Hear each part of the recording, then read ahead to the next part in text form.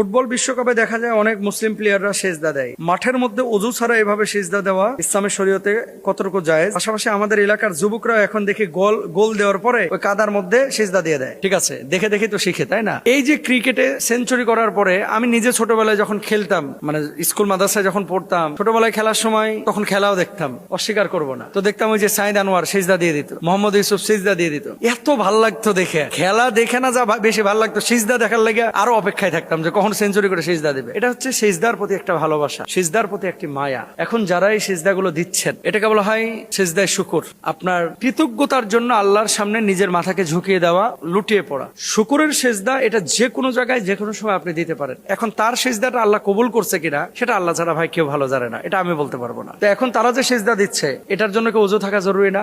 অবশ্যই ওযু থাকা জরুরি। এখন যদি কেউ ওযু না করে, এটা তার ফরজ না দেওয়া, ধরেন এমনি দিয়ে দিল, তার কি গুনাহ হবে? এমনি যদি কেউ এভাবে দিয়ে দেয় গুনাহ হবে না। যেমন দরুদ শরীফ পড়তেছে, ওযু ছাড়া দরুদ শরীফ পড়া যায় না? ওযু ছাড়া কোরআনের আয়াত কি মুখস্থ পড়া যায় না না ধরে? এখন কেউ আবেগে একেবারে পড়ে গেছে সিজদার মধ্যে, তার গুনাহ হবে না। তবে হ্যাঁ, যদি ফরজ কোনো ইবাদত, নফল কোনো ইবাদত, যেভাবে আল্লাহ রাসূল সাল্লাল্লাহু আলাইহি সাল্লাম শর্ত জুড়ে দিয়েছেন যে সমস্ত ইবাদতের ক্ষেত্রে, যেমন নফল নামাজ আপনি পড়তেছেন, ওযু ছাড়া নামাজ হবে না। কোরআন তেলাওয়াত ওযু ছাড়া করতে পারবেন না।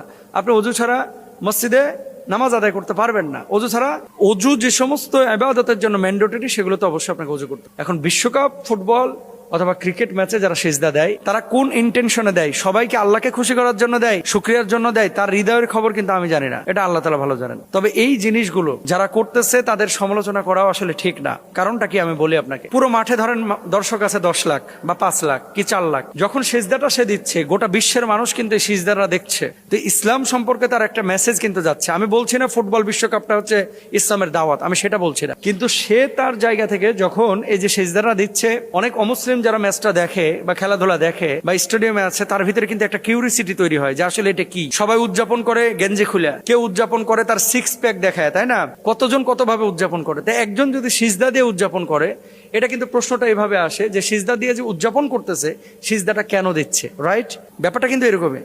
তো যদি ইন্টেনশন এরকমই থাকে, তাহলে অবশ্যই এটাকে অ্যাপ্রিসিয়েট করার মতো। আর যদি ইন্টেনশন হয়ে থাকে রিয়া বা লৌকিকতা, তাহলে সেই জায়গাটাই উৎসাহিত করার কিছু নাই। এই জন্য আসলে প্রত্যেকটা মুসলমানের, আপনি যেখানেই থাকেন না কেন, যে কাজই করেন না কেন, আপনাদের প্রত্যেকেরই ইন্টেনশন এটাই হওয়া উচিত যে আমি আমেরিকা গেলেও আমি দাওয়ার টার্গেটে যাব, আমি যখন ঢাকায় থাকবো তখন দাওয়ার টার্গেটে, আমি যখন কক্সবাজার যাব আমার টার্গেট থাকবে, ইন্টেনশন থাকবে যে কিছু দাওয়াতি কাজ করা। এটা আমাদের প্রত্যেকেরই উচিত। আল্লাহ রহম করুক।